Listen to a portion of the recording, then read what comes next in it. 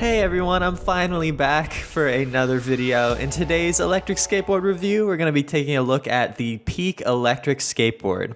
It's great to be back. It's great that the weather's starting to look nice. Let's get right into the unboxing here. So opening up the box, you have the board itself, but we'll take a look at that in a little bit. Inside the little box, it has a user guide and the remote, which we'll talk a lot more about later, but it really does feel pretty cool. It has a little bit too much resistance for my taste personally, but it's very customizable and very unique. I have not seen this remote before. Board also comes with a skate tool, of course, and a 2 amp charger, which is always nice. They charge a little bit faster than some of the other chargers, which are 1.5 amps. And of course, it comes with a USB cable to charge the remote. And that's it. So moving on to the board itself, I think it looks pretty awesome. It's a really nice deck design. I actually like the Galaxy grip tape even more. That grip tape looks really, really cool. And looking at the bottom of the board, it has a really unique design with a flexible battery compartment. So the board still has some flex to it. I'll admit it's pretty hard. It's not the most flexy deck of all time. But the fact that there's a battery in there that can flex as well is pretty darn cool. As you can see, this board is a belt-driven board, which is cool. I haven't had any belt-driven boards in a long time. Most of the Chinese boards go for hub because they're kind of easier to make and things like that. But it seems like the trend is moving back towards belts again.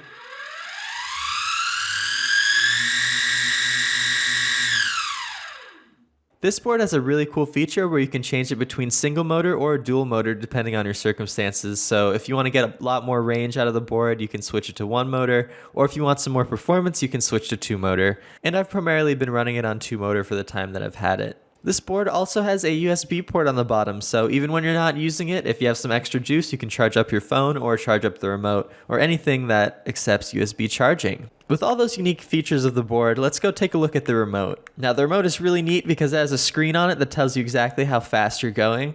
It also says the battery of the remote itself and the board.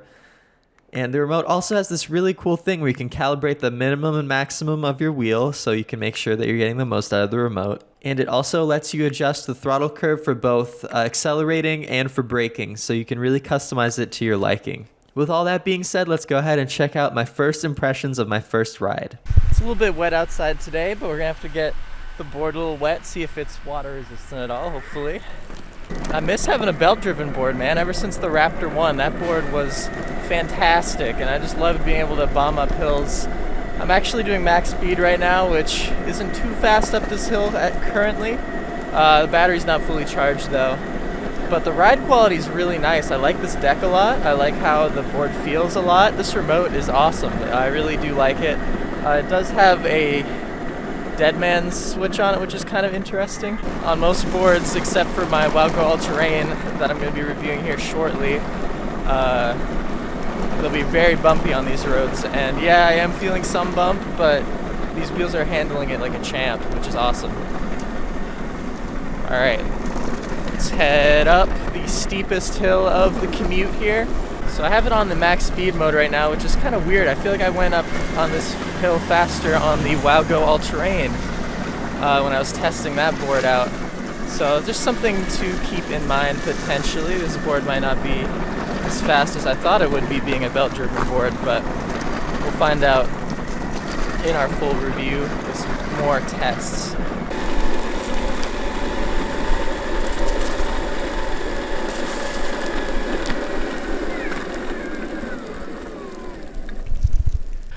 Something that I don't like too much is the ESC choice. It doesn't use a Hobby Wing ESC, so it's pretty jerky when accelerating and braking. It's just kind of something to get used to. That's something like the Meepo V2 and the original Meepo had with the old ESC. This one is just as jerky as that, maybe if not a little bit more jerky, but it's something you can totally get used to. And it's definitely fun to go fast on this board to have real urethane on the motors instead of being hubs. I'm not used to that. I've missed my belt-driven board, the Raptor 1, for a long time. I sold that thing a long time ago.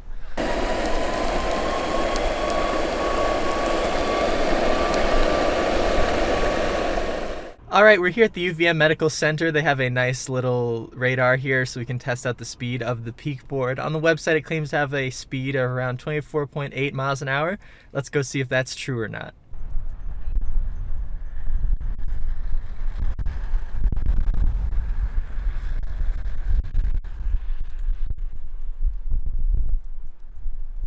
So we just got back from the test, and according to the results, it went 16 miles an hour top speed. It definitely felt like a bit more than that, so I don't know if the radar is being a little buggy or something. But also this road is terrible. So I'd assume you get closer to 20, but maybe not the full 24.8 that is claimed on the website. So giving this board a conclusion, unfortunately, I'm not able to do a range test at the time. The weather's all over the place, but we can work on that for a later video if you all want that. But I'd say this board has a pretty good value. It's $550 US on the Skateboard Park website, which is my new partner. They're really awesome. Go check them out for a bunch of brands. They really have everything.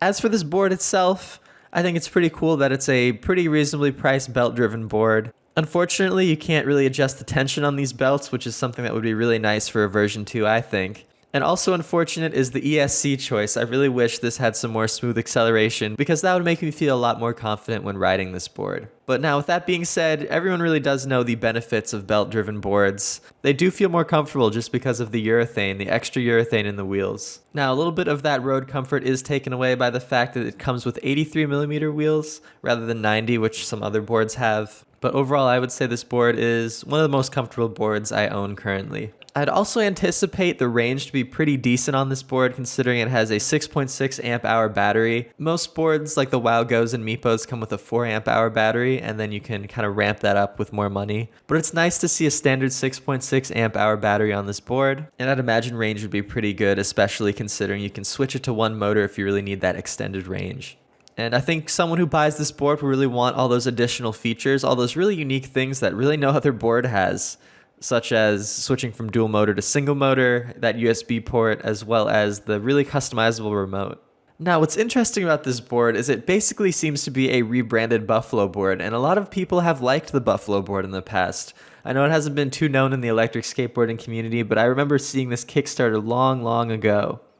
And the biggest complaint for the Buffalo board was that there was really bad aftermarket support. So once you bought the board, there's really no support afterwards. So my hope for the Peak Electric Skateboard Company is that they'll really focus on customer support and getting this board to be really nice in that way, because I do think it is a good product. If they could get some of these improvements, such as a better ESC and maybe a little bit less resistance on the remote, I think we'd have a serious winner here.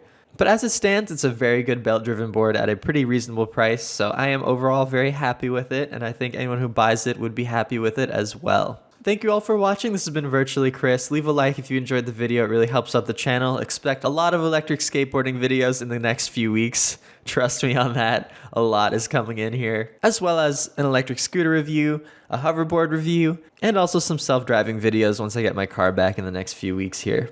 Thanks to Skateboard Park for sending this board out for review. I really do appreciate it. And if you buy the Peak board using my code, it will help out the channel a little bit, which I really do appreciate. Let me know how Skateboard Park is if you go with them to buy your board. All right, with that being said, I'll see you all in the next video. Bye.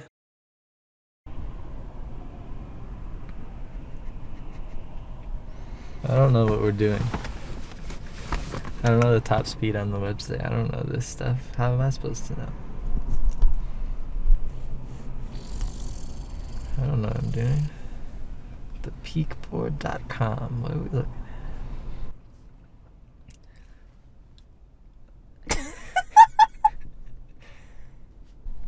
at?